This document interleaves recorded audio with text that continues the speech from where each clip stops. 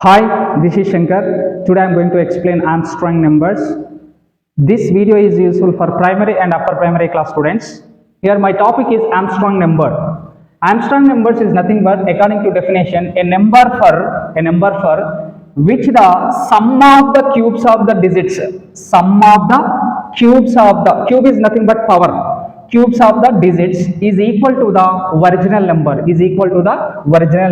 is called as a Armstrong numbers.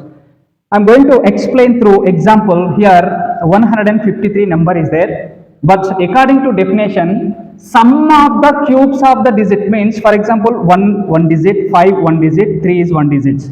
Here sum of the cubes of the digit, sum of the cubes means here 1 is there 1 cube, here 5 is there 5 cube, here 3 is there 3 cube. I am going to clear the cubes here. 1 cube is nothing but 1, 5 cube is nothing but 125, plus 3 cube is nothing but 27. Here the total sum is 153, means the original number came equal to the same number. So this number is called as a Armstrong numbers. Another example I am taking, but 371 number is there, a number for which the sum of the cubes of the digit is nothing but each digit cube. I am going to do the sum here. 3 cube is nothing but 27, 7 cube is nothing but 343, 0 cube is nothing but 0 only. The total sum is 370. The same number it will appear. Then it is called as a Armstrong numbers.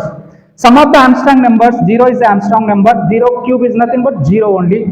Here 1 cube is nothing but 1 only. Same number representation. Here 153, this is Armstrong number. 370 is the Armstrong number. 371 is also Armstrong number. Here 407 also Armstrong number. This is called as a Armstrong numbers. Thank you.